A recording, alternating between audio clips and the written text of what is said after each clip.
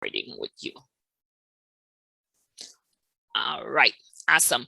And so I want to take this opportunity this morning to welcome Ms. Susan Morrice, and she is the co-founder and chairperson of the Belize Natural Energy.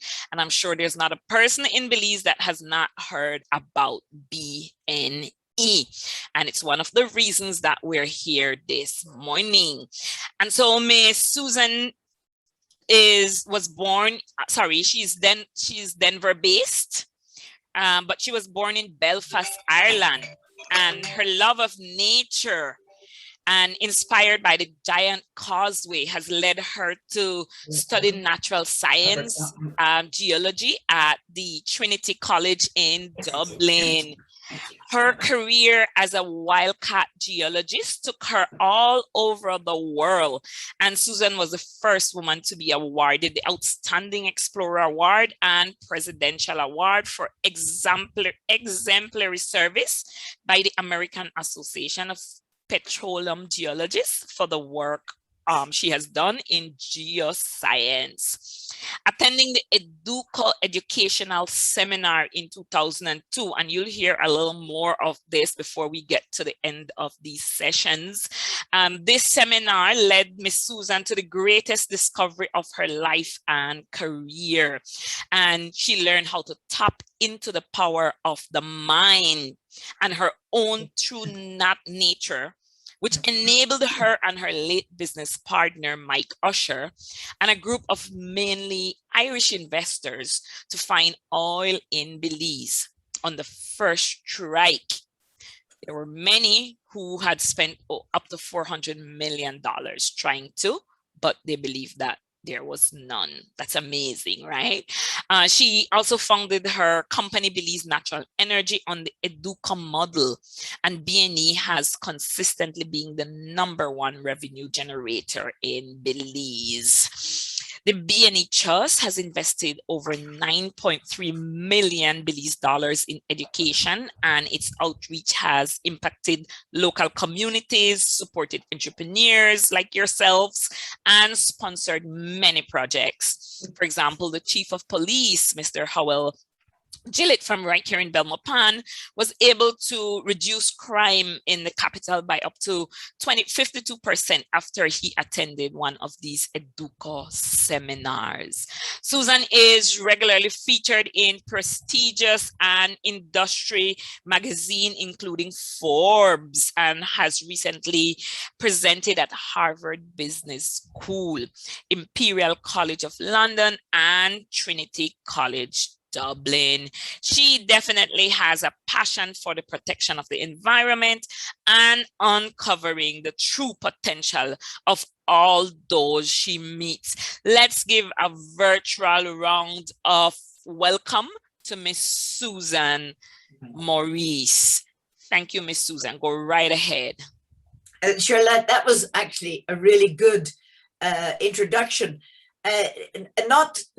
Not just the words, but you actually put passion into it. Have you ever been a place where the person who did the introduction just reads it and it's boring, and so you don't even listen? But a couple of things jumped out at me there was, and it's true for everybody, it boils down to belief in yourself, and then even belief in your whole community here today, belief that you can not just dare to dream big, but actually walk the talk and make it a happening, and then share with others. So I love the introduction. Thank you, Ms. Charlotte, very much. In fact, you should, if you're not on radio and TV, you should be. You're very good. Funnily enough, while you were talking, I opened this book, which I'm not sure there's enough in Belize right now, but I'm going to get 50 of them printed for each one of you. And it is The Magic in You. Have you got one, Miguel? You can unmute, Miguel. I'm interested in one of those. You got one?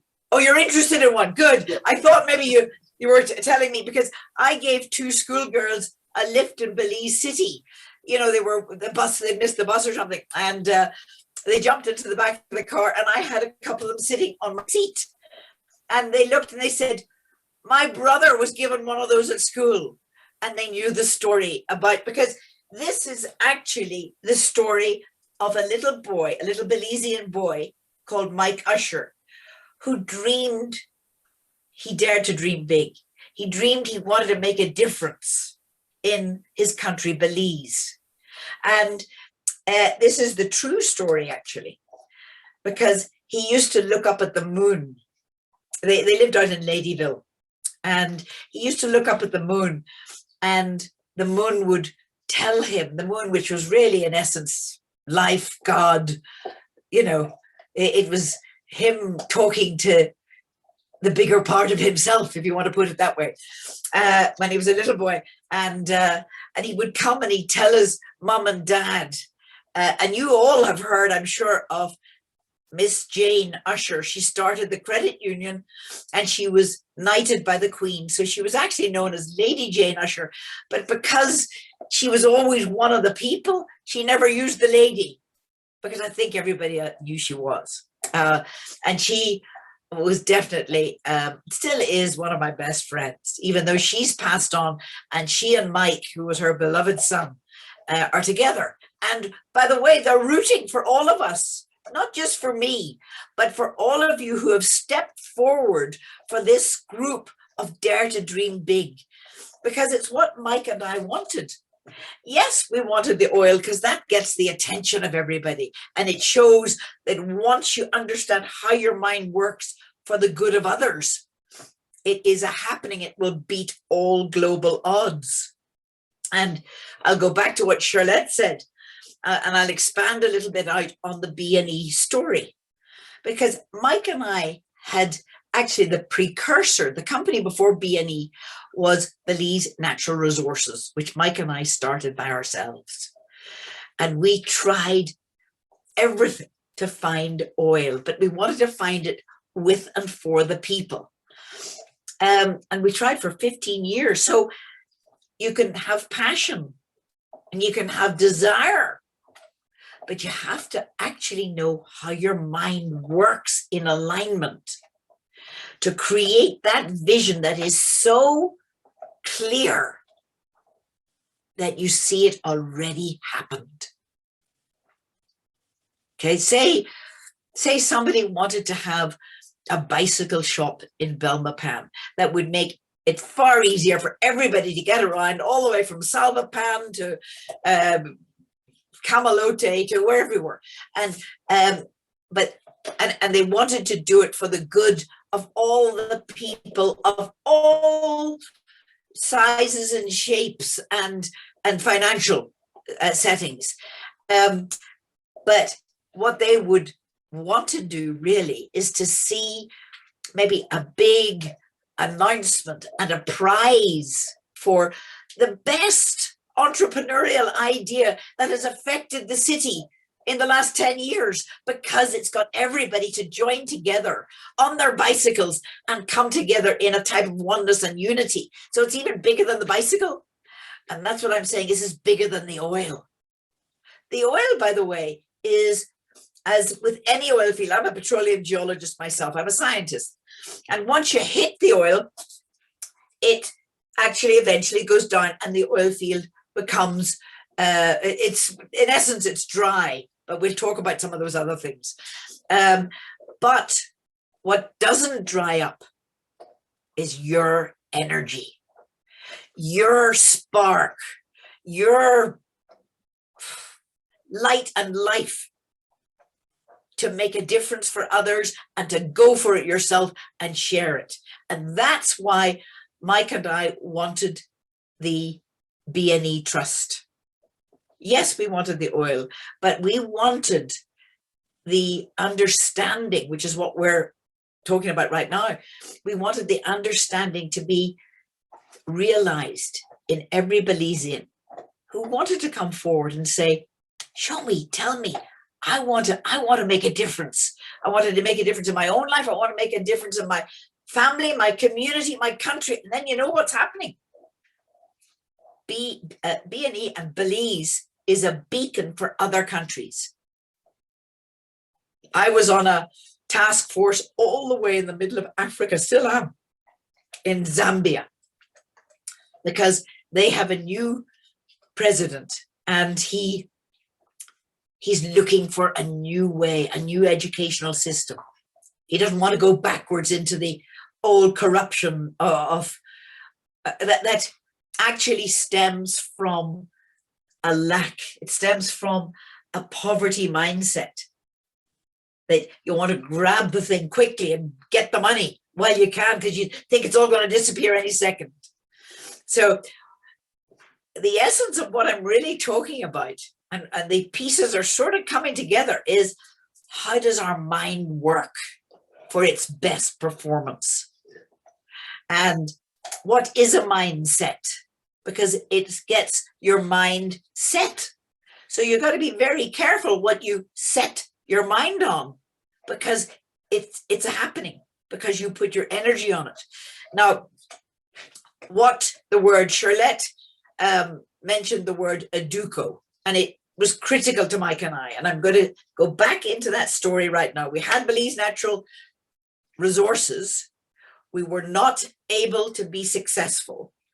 And then, and I would put it as life would have it, across my path came these words: oil is found in the minds of men. And it was by a famous old geologist 100 years ago called Wallace Pratt. And I thought, well, what about the girls? Rose, you'll identify with that. Esmeralda, you know, when somebody says oil is found in the minds of men, he actually meant mankind's mind, because I researched him and he was a good guy, and he encouraged women even 100 years ago. But it resonated with me. What makes someone like Nelson Mandela come out of prison and go for it in a clear, invincible vision? But yet he didn't know the methodology, the mechanics behind the mind to be able to make sure that it was sustainable. That's the difference today, and that's our responsibility today.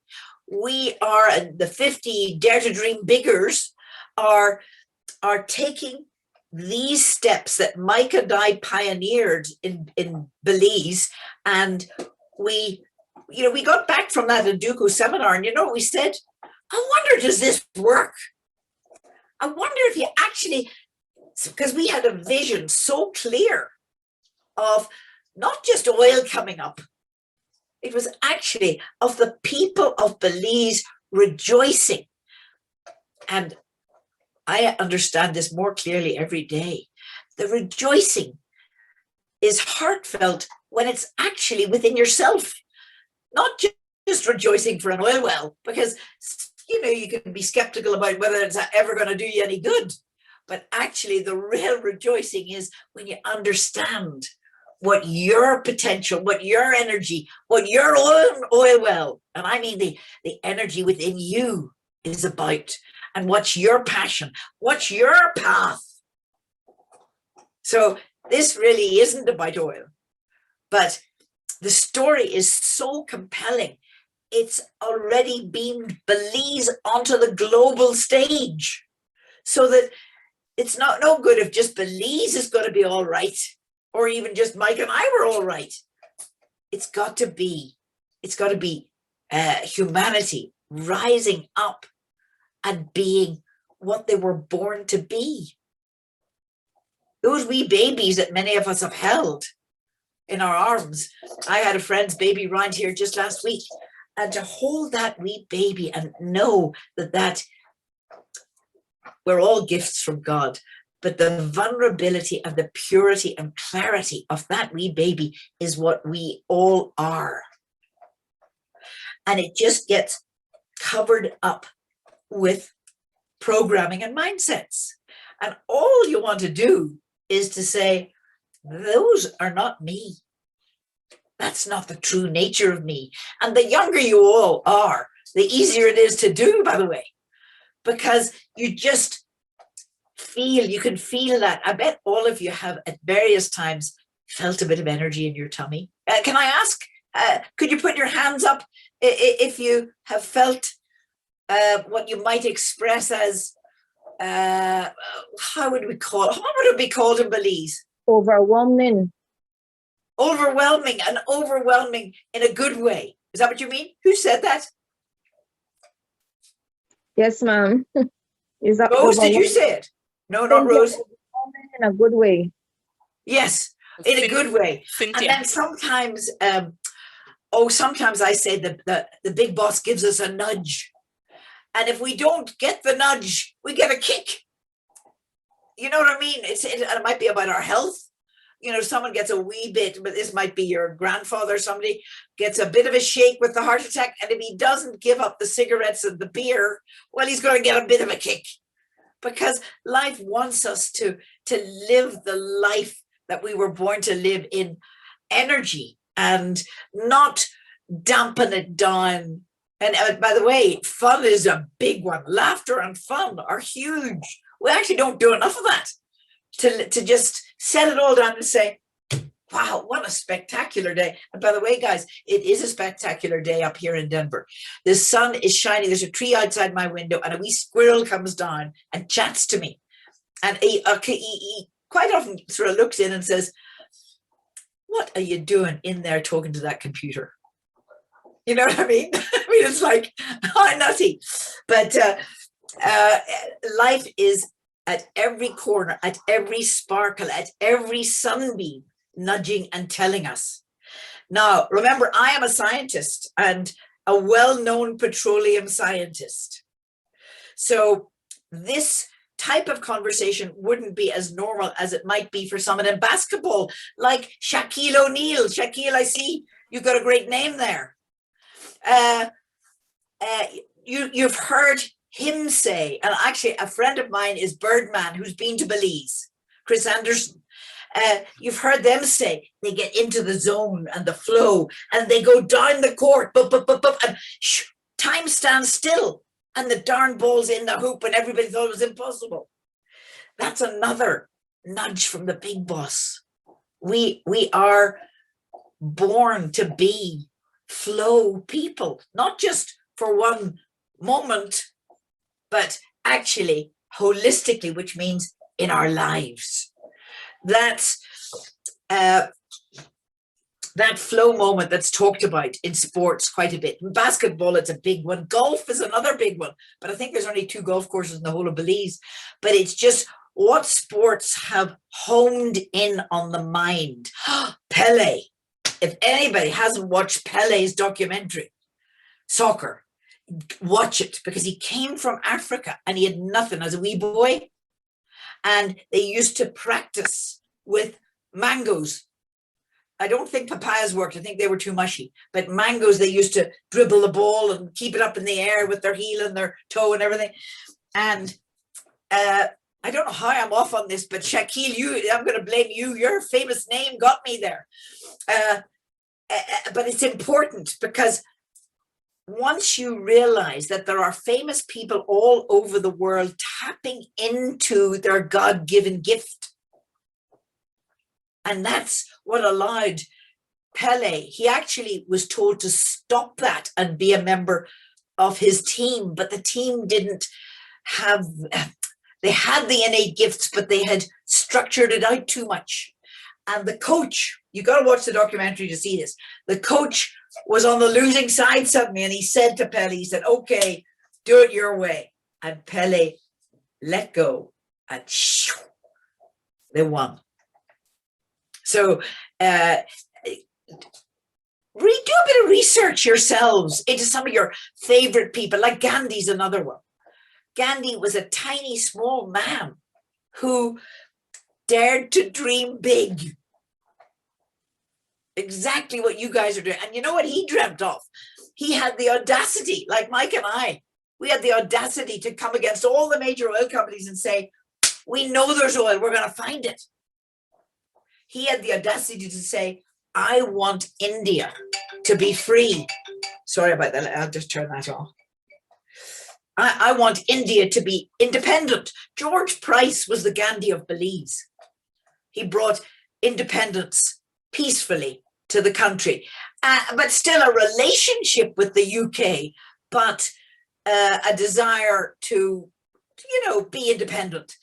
But Gandhi was a tiny man who had very little following, but his vision was so big for the whole country. It was a happening. And so, find some of your favorite people, whether it be sports stars or whatever, you'll find that they have tapped into this understanding of their mindset, and they have dared to dream big. The difference here is, guys, and this is where every single one of you is really important, and really listen to this one. They didn't have an educational system that would encourage and nurture the essence of our spirit and the methodology in how everybody is born to be all they can be. It's even more than daring to dream big. You don't even need to dare, because you are. And that's something that this educational system, rather than the older ways, which it's fine, to read and write and be able to add up and all that lot, but we don't need to stuff in the dates of, the kings of England. What we want to do as teachers, as adults, as big brothers and sisters, is to nurture and draw out the greatness in each other. Ask each other, hey, what's your dream? How can I help you as a community? And that's how Mike and I met. We actually met up here in Denver. He was studying surveying up here, and I was a petroleum geologist, still am. And I had been to Belize because an English chap had asked me was there any oil in the country? And I'd done a bit of research in a library, and it must have been a touch of destiny, because there was a thing called an open file report, which was geologists had crawled over Mexico, Guatemala, and Belize and done, sort of tied the dots together, but it hadn't been published. And I read it and I thought, oh my goodness, there may be 50 dry holes there, but I see that as a positive, whereas everybody else saw it as a negative. See, look at your mindset.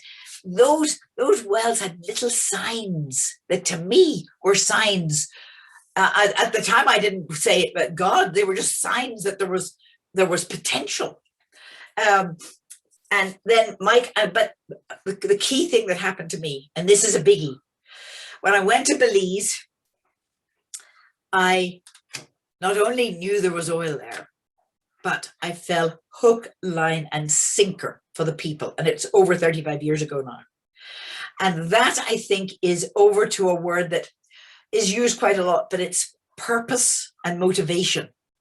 It's like a real unconditional love affair with a whole group of people. So I wasn't doing it to get rich. I was actually doing it for what you might call a greater reason. I didn't know any of this at the time. It was just a happening to me. I was a wee young geologist from Ireland.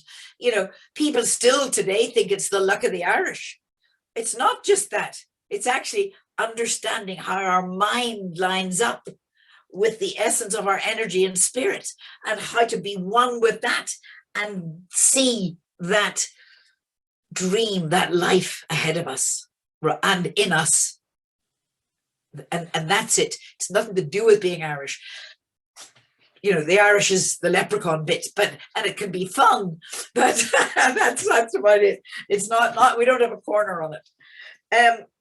What I wanted to say, and I'm hopping around a wee bit, but there's very much a common thread that actually helps to ignite that part of us within ourselves that is being, we asked the question, that is being stirred, that can look out the window and see, wow, there's more light. That sky is bluer today.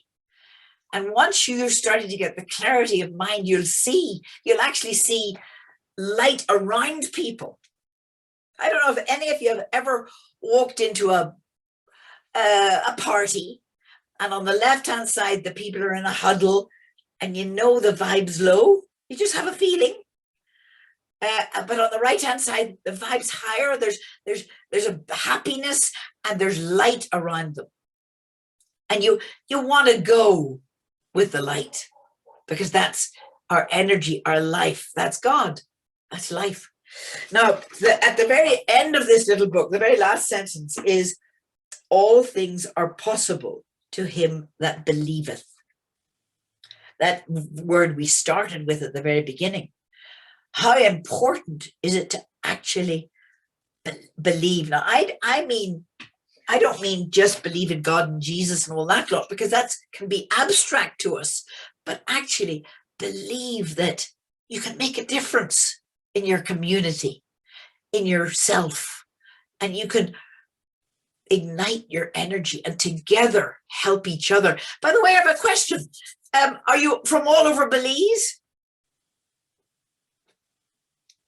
All over, like, is there somebody from Cayo? Yes, we have people from all over the country here. And even right down in Punta Gorda? All the way down to Punta Gorda, yes. Good. Because sometimes the edges get left out. And they're fascinating too. You know, I don't know south of Punta Gorda as well as I do the Cayo region, because that's, of course, where we have our operations. But I adore, and I don't see anybody, but maybe they are here. I adore the understanding that the Mayans, were there 20 million Mayans in this region, Mexico, Guatemala, and I can't remember the exact number, but it was gigantic, the Mayans, and they lived very much in harmony with nature. And some of those ancient ways, true for being Irish as well, by the way, tapped into what we're talking about today, the essence of our spirit, the essence of our energy, our God-given right. And when you hear the word believe is to actually not just believe in yourself, but believe that the essence of our molecules, and I'm going to talk a wee bit of science here, because we're all made up of energy molecules. Me, the tree out there, the computer, the light, everything. We actually are all one. And so when we behave and come as one, absolute miracles happen. And the Belize oil is an absolute miracle. Now I'm going to jump back into that story again, because Mike and I went to the Aduco seminar and we understood how to be so present that your focus is so deep. Again, we're talking about someone like Jordan and the basketball, and becoming absolutely one with the ball, with the moment, with the game. That's what Mike and I did. We became one with the vision of discovering the first oil in Belize, and the people of Belize discovering the oil within. And that's why we're here today. Now, I don't know if you know that Mike died. He died before we even got the rig in the country. And you know the way sometimes you look up and you say, what's this about? How could Mike die at a time like this? And he died of a burst hernia in Belmopan, actually. He was rushed to Belize City. And when you get the book, you'll see Mike's there. Dr. Tony Quinn is here. And that's myself about 18 years ago. Although I haven't changed that much, actually. No, my hair's still a wee bit unruly, but